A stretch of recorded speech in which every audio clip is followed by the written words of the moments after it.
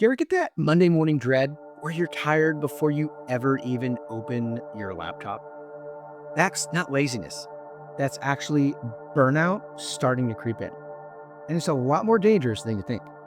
Today, we're going to break down what burnout really is and how it affects the brain body connection so that we can stop burnout, put you out so you're not on fire before you turn to ashes. Welcome to the Mental Health Janitors, where we help you clean up the mess in your head.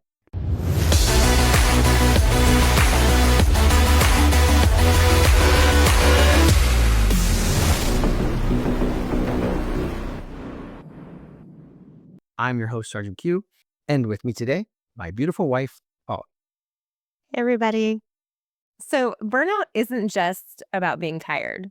So, the World Health Organization, the WHO, has gone through and they've done this study and they call it the occupational phenomenon, which I think that phenomenon makes it sound like it's extremely prevalent. So this must be something going on all over the world. It is. It's something that's happening all over the world. When you're put into stressful situations like that, your body pumps, your brain pumps your body full of cortisol. And cortisol is a stress hormone. It can be extremely damaging over long periods of time, not just to your brain and the neural connections, but actually to your physical body itself. What it does in the brain, though, it actually shrinks the hippocampus. So the hippocampus is where you hold memories. And that part of the brain will actually shrink to prolonged exposure to cortisol. So no wonder why you're more forgetful when you're under stress, because that part of the brain isn't activated properly. So it's actually changing the way that our brain operates. Yeah, absolutely. And you get irritable during that time because your decision making is impacted.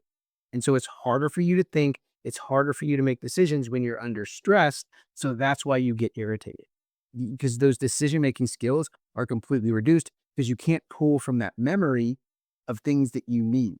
That's like when I get flustered, I have to stop for a moment and just think really hard because I can't find the words that I need to be able to complete this sentence, this project, this idea. So the prefrontal cortex, it's part of the brain that helps you plan, focus, and regulate emotions. And this completely goes offline when it's inundated with high amounts of cortisol. Is that why it feels like we're making like sloppy mistakes all the time? Right. This is why you feel like you're making a ton of mistakes, why you get irritable with people, why you feel like you're constantly failing. It's because your brain is running on fumes. You're like starving it for oxygen. So if you guys remember old vehicles or you had a carburetor. Yeah. And so on the top of the engines, you knew people to driving, you have no idea what a carburetor is. But back in the day, us old folks had a stick shift and a carburetor. And the carburetor was really cool because you could adjust the airflow that helped the airflow mixture for the fuel, which gave you more power.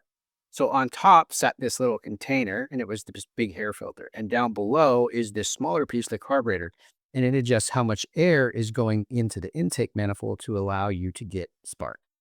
So you could adjust this. There's a little spring attachment. You could adjust this as somebody's rubbing it up to get the optimal amount of air going in, so you can get that fire and burn and be smoking down the road. Yeah. So people would adjust these things really high so you get more air content so you could go really fast.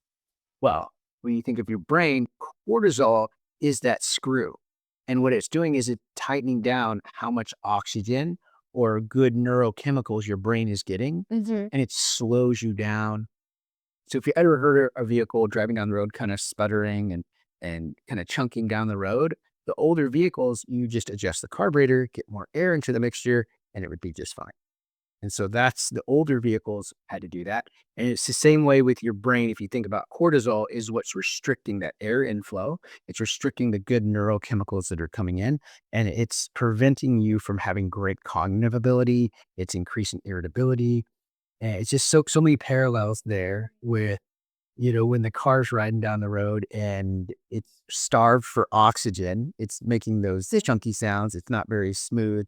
Same thing with us. When we're inundated with cortisol, that stress hormone, it doesn't allow our brain to process properly. It doesn't allow us to store memories well. We get irritable.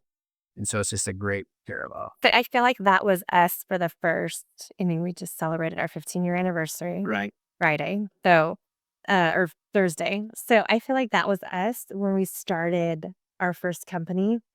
I was always running on fumes. What did you just call it? Like puttering down the road. Yeah, absolutely, making my life even more difficult. Oh.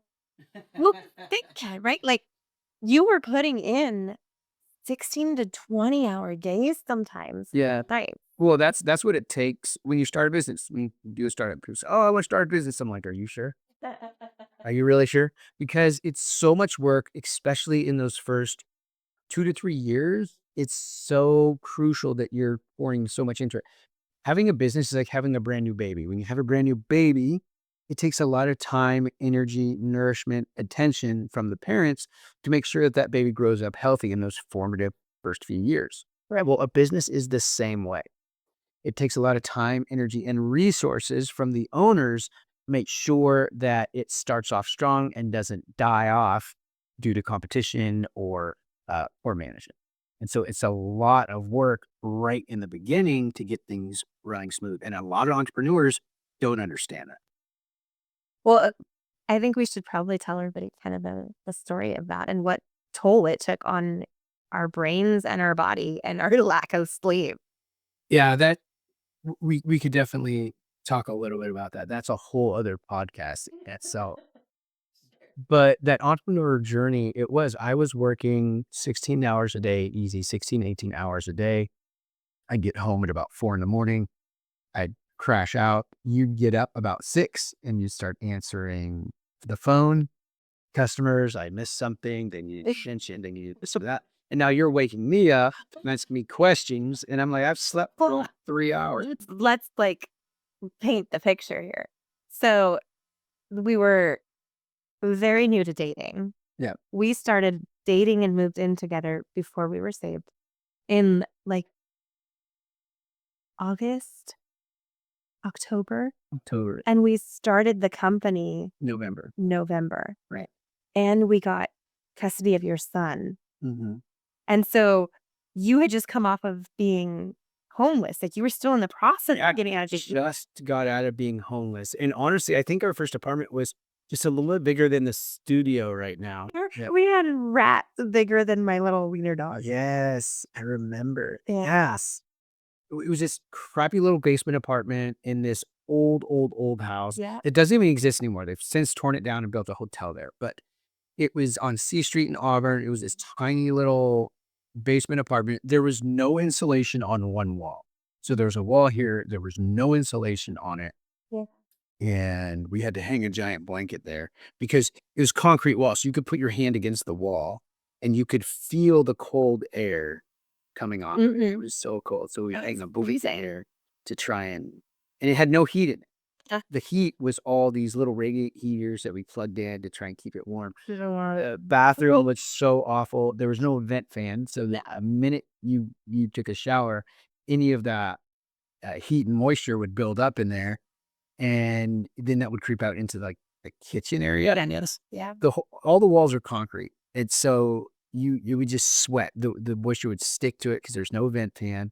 And so we'd have to, after we took the shower, we'd have to wipe down all the walls to get all the moisture so it wouldn't mold. Otherwise, it would just start molding right away. And so since we had started a commercial janitorial company, and you, like with everything that you do, you have to overachieve. Your first contract out the gate was $1.3 million. Yeah. Well, it wasn't just one. Yeah. I'd had a bunch of other contracts. Well, like they were on smaller contracts. Yeah. This was my first year-long contract. It was a $1.2 million contract, right? Yeah. And I remember I had to do all the hiring. We didn't have a location. And so we got kicked out of so many Starbucks because people were just like coming in droves. And so the way that this would work from my memory, right? My sleep deprived brain back then is I would wake up in the morning around 6-ish, get Austin off to school, be working, right? Customers are complaining about a trash can because, that ruins their whole day, even though the janitor emptied, 200-300 trash cans last night. They missed theirs. Anyway, that's a whole nother thing. And I would have to wake you up because I didn't know the answers. And so I'm interrupting your sleep. And then on the flip side of that, when you would go out at night after I finished running around dropping off supplies to all the buildings, I would try to go to sleep. And that was usually around midnight. But then you're calling me at 2 a.m. because janitors don't have alarm codes and alarms are going off. So I don't think that we got a solid night's sleep for the first few years of this thing. Yeah, it was pretty rough. And it's not just entrepreneurs that deal with this. Everybody deals with some sort of stress from work. And in 2004, they did a study. It showed 50% of workers reported feeling burned out, and 37% said that their mental health worsened because of work. Now, one thing to consider is quiet quitting. And we remember this a few years ago, right after COVID. Everybody was quiet quitting, where they Mhm. just weren't saying anything. They just weren't showing up, or they weren't doing their work, or they'd come to work and they would do nothing until they got fired.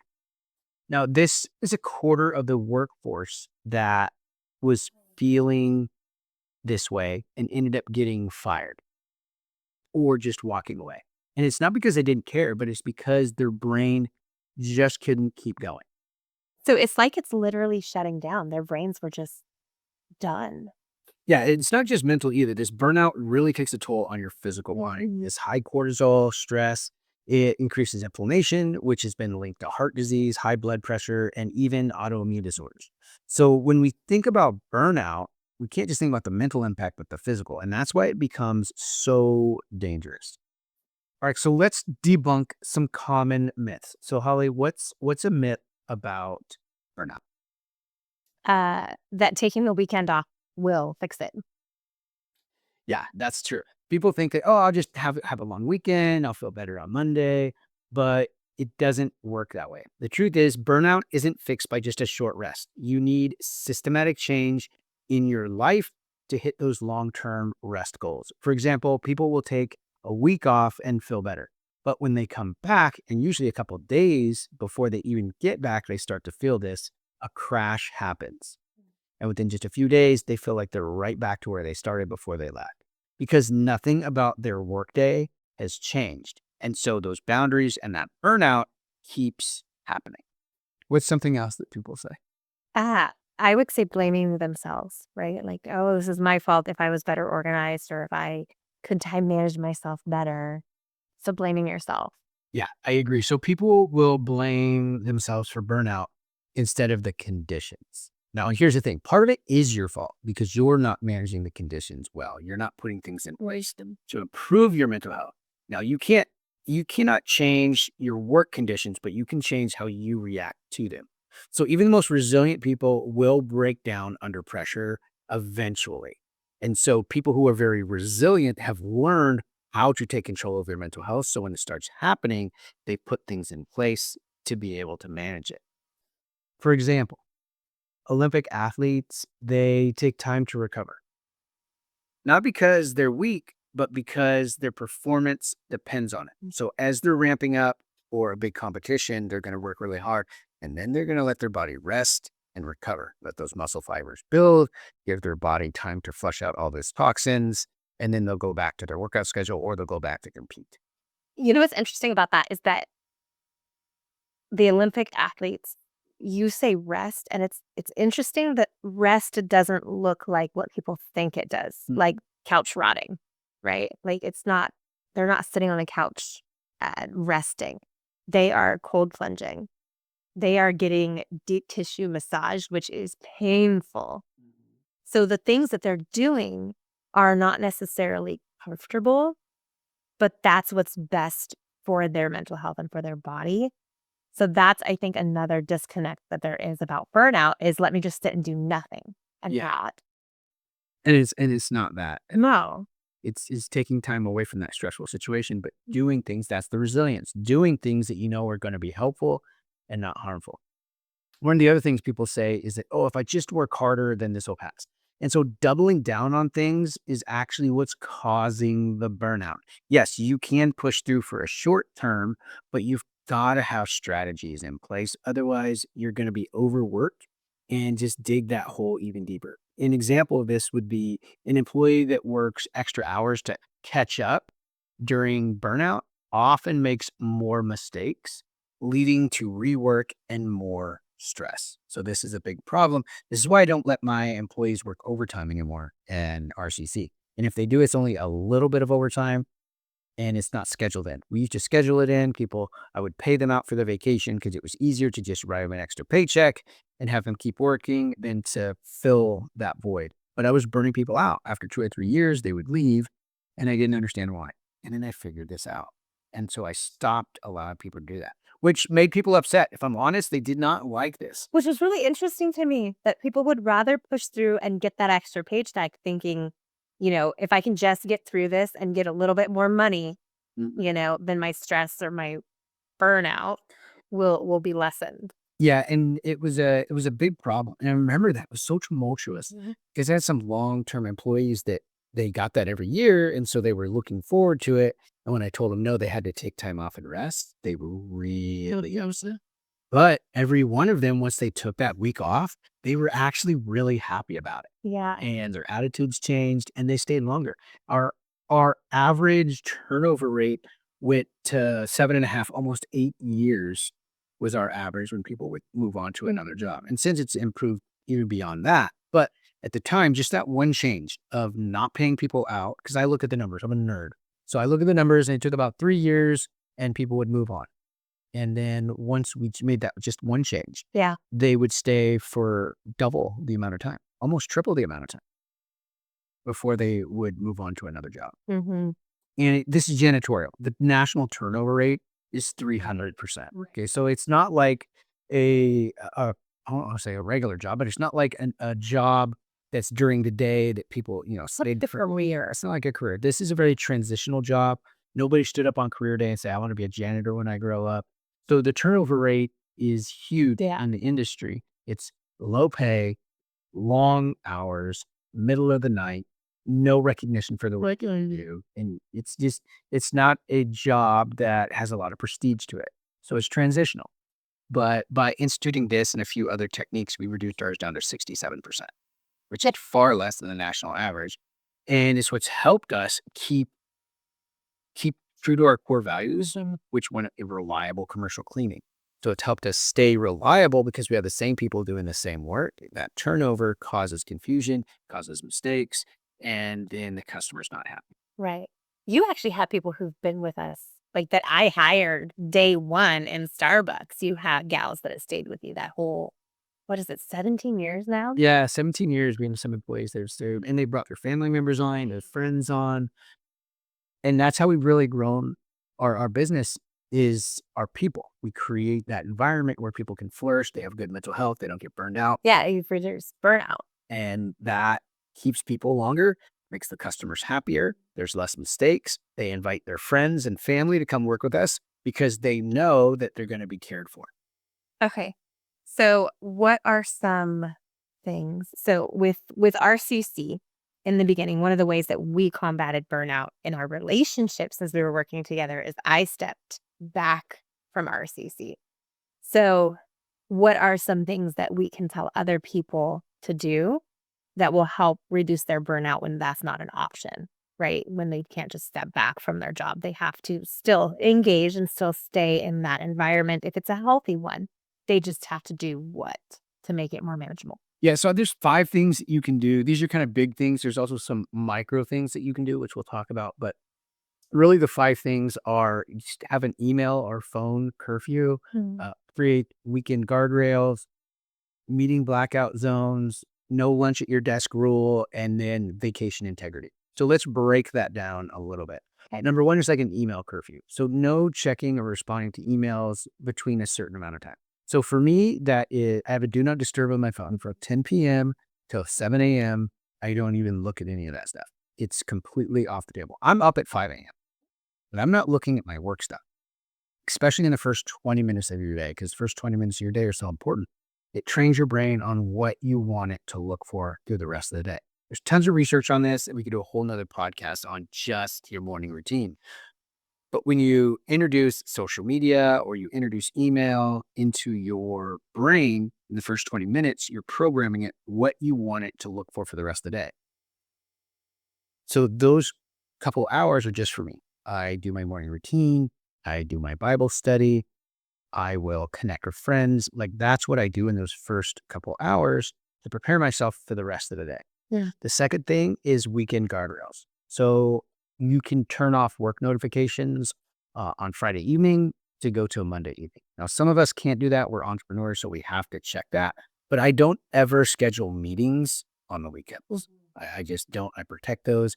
Sometimes I'm traveling, but I don't do that. When I'm on the airplane, people are like, oh, I have to be productive on the airplane. I'm like, no. For me, productive is not doing anything. It's sitting for a couple hours and watching them. And that's what I'm trying to do. I'm not trying to get any work done because it's already a stressful situation on the airplane. And so I'm just going to chill out and relax. I'm not going to do any work. So those are some guardrails that I put in. Blackout meeting zones. So block out one morning or afternoon each week with no meetings so you can focus without interruption. I do this typically on Fridays, unless I'm teaching. I'll teach a Friday and Saturday. But typically, I don't schedule any meetings on Friday. That's for me to just build connection with people where I can just pick up the phone, call them, talk to them, and it's nothing scheduled. There's no agenda. And I'm just trying to connect with people in my life or connect with clients, check in on them, see how they're doing. That Friday, I try to leave completely open. Another one is no lunch at your desk. This is so important for so many reasons. Number one, it doesn't give your brain time to rest during the day. And number two, it's actually really bad for your digestion because if you're in stress mode and cortisol is in your brain and into your blood flow, your body's not going to process that food. What it's going to do is store it as fat. People call this cortisol belly, but this is exactly what happens because when you are eating food and you're got that high impact cortisol going on, your body says, oh, we might be going into a famine. And so biologically, it's just going to store that fat and it's not going to digest it properly. Yeah. So this happens when you're under a lot of cortisol. And a lot of people call this stress eating because the body's saying, hey, we need as many calories as we can because we don't know what's happening next.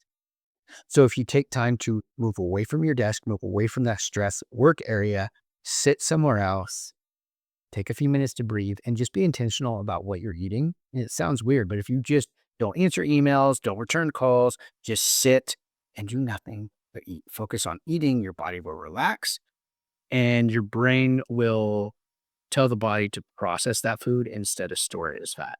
So there's tons of stuff we could talk about on that one.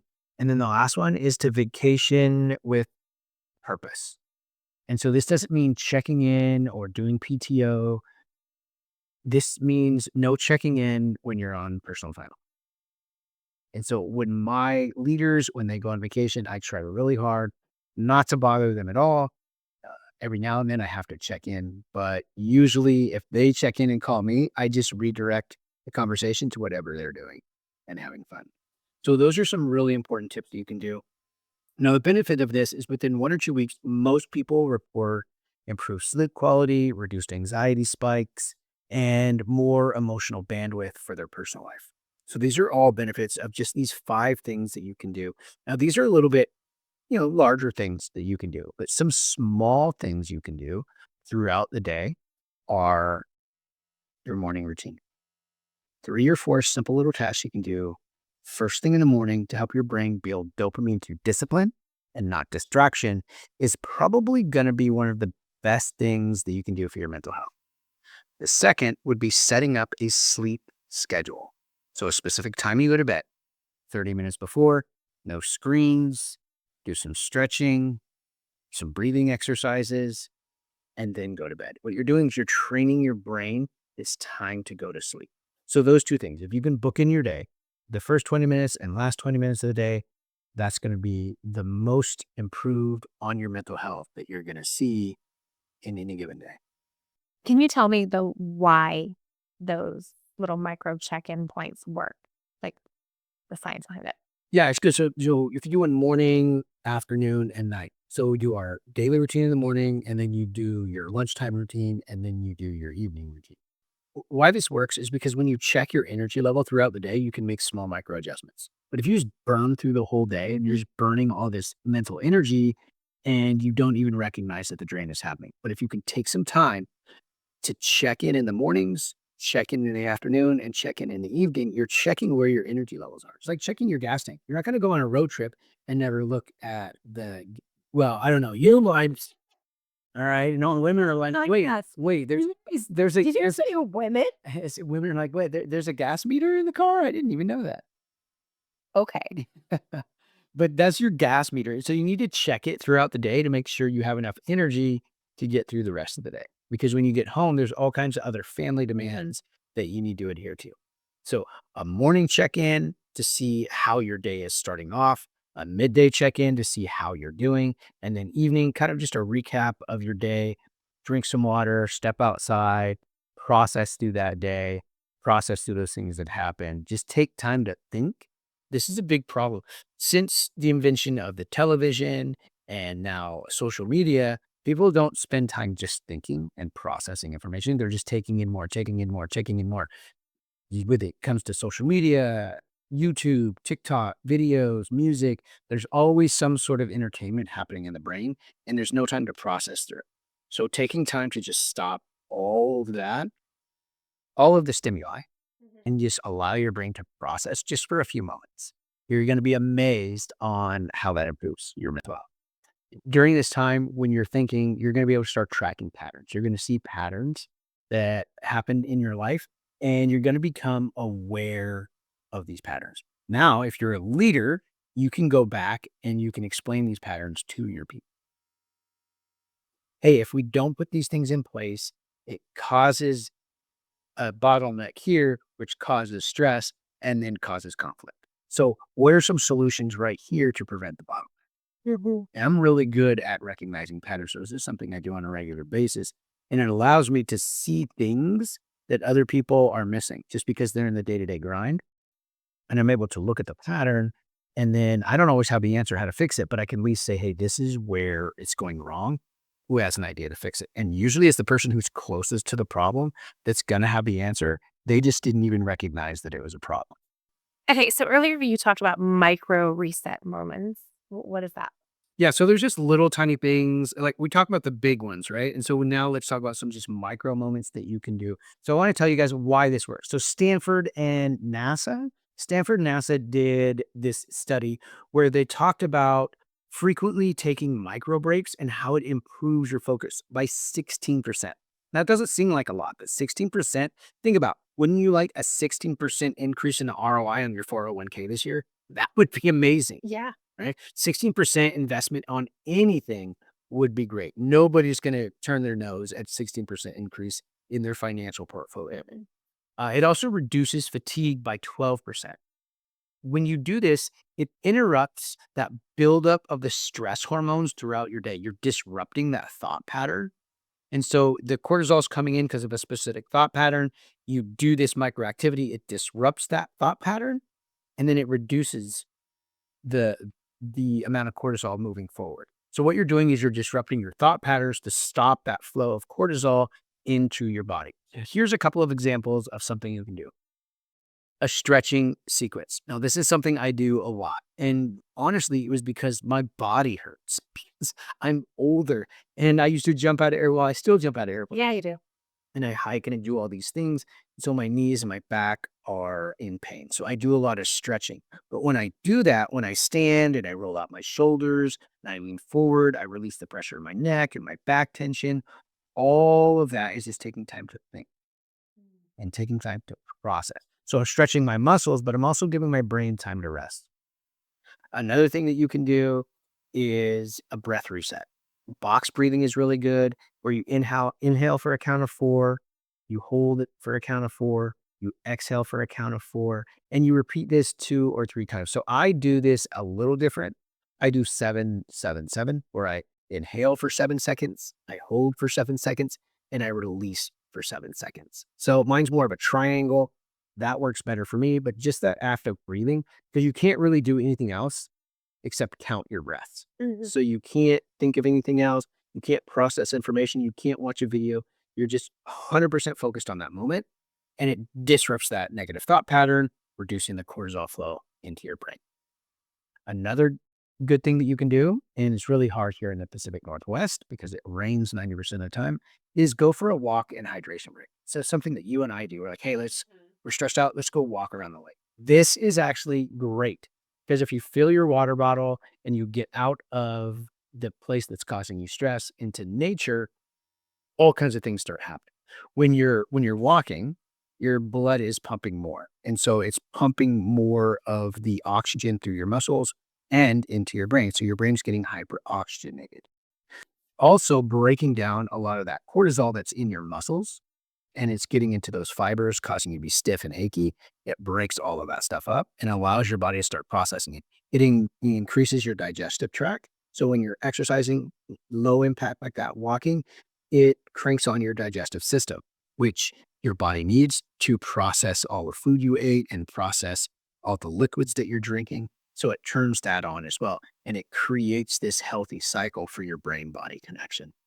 And the last thing I would say is just a sensory shift. If you don't have time for a walk, just step outside.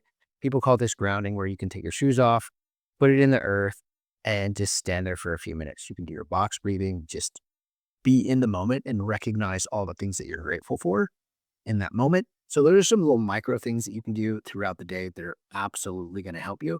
Now, it's really easy to forget about this, and it's really easy to completely ignore these things that need happen. So if you set alarms in your phone for times of day to do this every couple of hours, where you're not taking 20 minutes to do this, you're taking 5 minutes.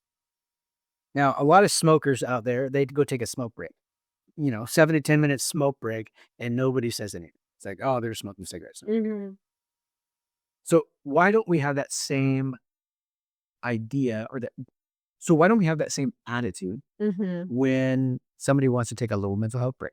Step outside, breathe for a few minutes, process that emotion, walk around the parking lot a couple times, and then go right back into work. That should be normalized. I mean, people are doing this for an unhealthy habit to go up to the smoke pit and smoke a cigarette, and nobody says a word. So why can't we normalize this? Normalize these breaks. And if you are a leader, you should be scheduling these break times in for your people. Be very easy. Hey, 10 o'clock, guys. Time to take a mental health break. Right. I think one of my favorite micro moments for us was when things were getting super chaotic because we decided to do 2 startups at once. Um, and we were kind of like ships in the night, passing each other a lot. And when we did engage, it was work. And there was a day that you were running between meetings, and we were both in Enumclaw at the same time, and you were like, "Oh, the car wash, getting the car wash is online." And I'm like, "I just picked up a pizza from Cascade." And so I remember I drove over to the car wash and we took a micro moment, We did. and I hopped in your car. We went to the car wash, we ate our little pizza and just reconnected a little bit in the small amount of time that it took for the automated car wash to run.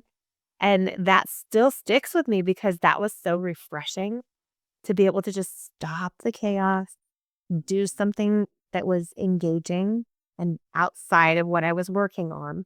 So I think that those micro moments are kind of whatever you can make them, because that was very unconventional. We literally had a lunch date in our car in a car wash, trip a Cascade to go pizza.